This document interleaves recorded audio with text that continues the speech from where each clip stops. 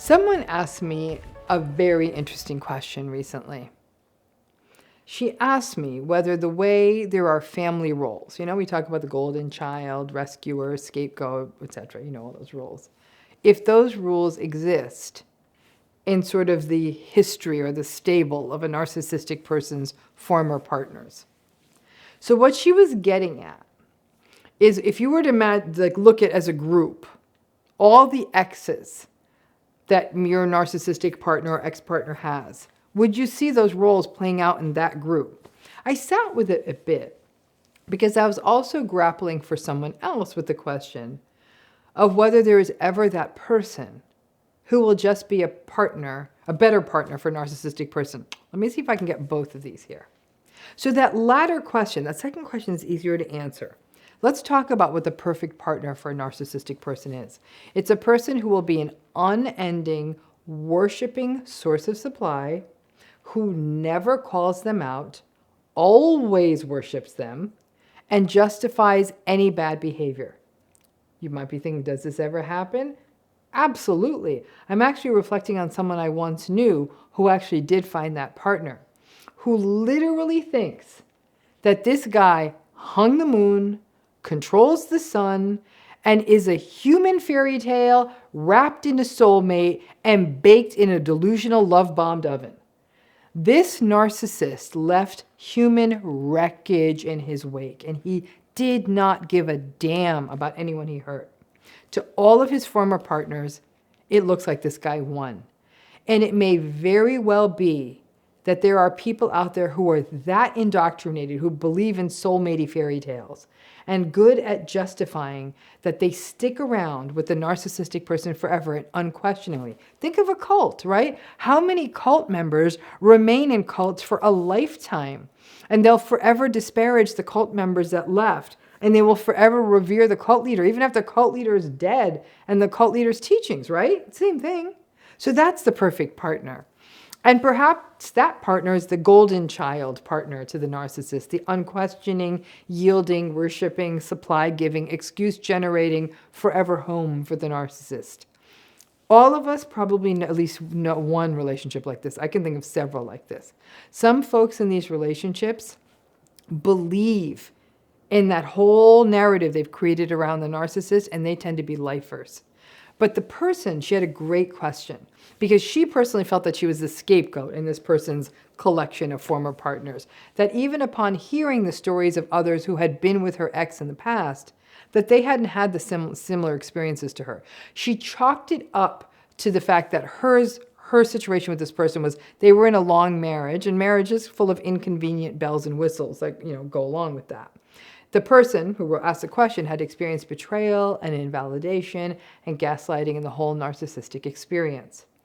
Now, she didn't go on to elaborate about what the other partners were like, but is it conceivable that in this, again, this stable, this collection of ex-partners, a narcissistic person has, that within there would be the equivalent of the rescuer, fixer, the golden child, a peacekeeper, the scapegoat, the invisible child, and even a truth teller.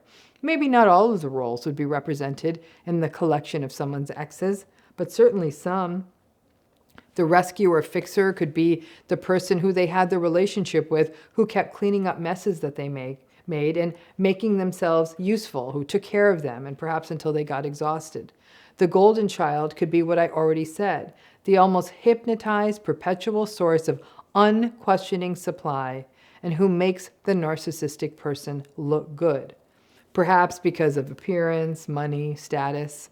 The peacekeeper former partner could be the partner who is forever trying to negotiate the truce, who would make excuses, certainly, but also constantly trying to make sure that the narcissistic person was okay and that everyone else around them was okay.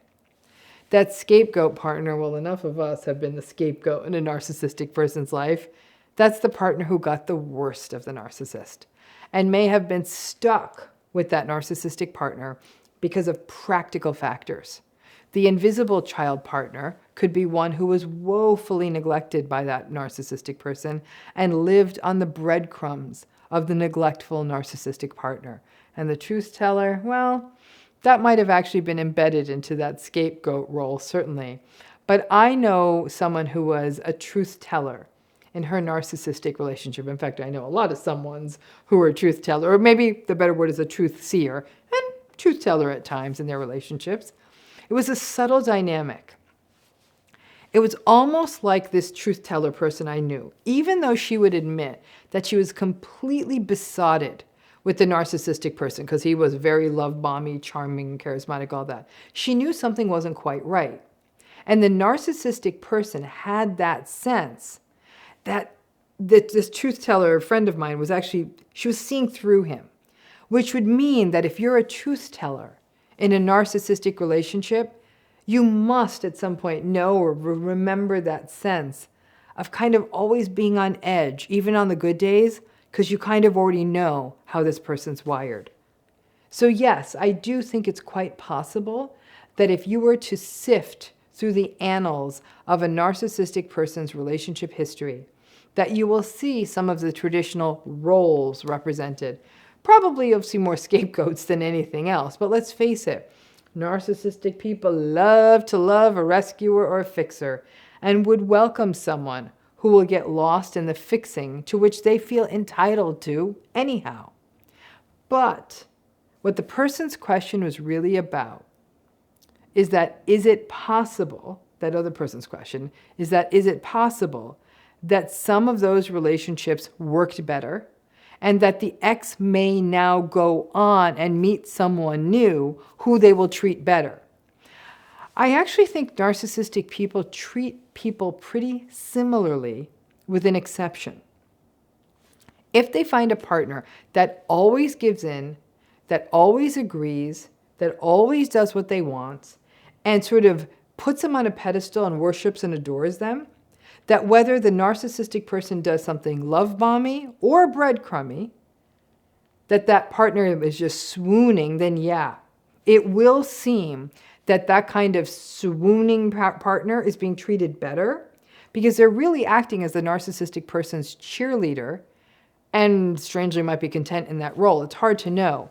And even on the gaslighted days, they may just simply cave and say, "You're right, I must have misplaced the keys," or "I'm sorry, you're right, I probably didn't remember that the right way," that kind of thing. I mean, it has a sort of a stereotype of the devoted 1950s housewife. I know that, but it has that vibe. And listen, I've met plenty of dudes who've been like this too. But that begs the larger question of, could you do that? You never question this person, just seemingly, unseeingly agree to them, be a throwback. Could you? It would mean perpetual subjugation or full culty indoctrination. Neither of those is good for you. In fact, many people who were in that indoctrinated sort of state for a long time will come out of these narcissistic relationships with a sense of tremendous shame and even moral injury for what they did to themselves and perhaps to others for not acknowledging those other people's pain who were being hurt by the narcissistic person. Now, those who can be exactly what the narcissistic person wants and go along and never question and submit and give supply and are in the mood the narcissistic person wants them to be in at all times, and on top of that, those are people who are in a world where they don't have that much stress, then sure, they may ostensibly treat this new partner better and be their golden child, but it's a double-edged sword.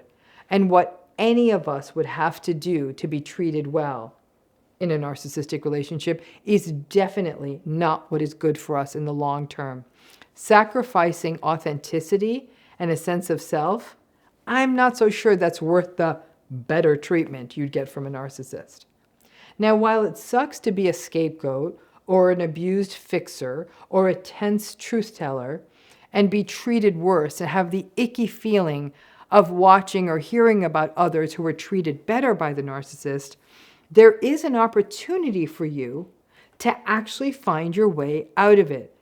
And it beats the hell of being in a permanently hypnotized state and being a perfect source of supply. And you can learn about this and more, you know what I'm about to say, in my new book, It's Not You, coming out, so exciting, in February 20th. You can click the link in the video description to check it out. And I hope you get it, and it would mean a lot to me. Thanks.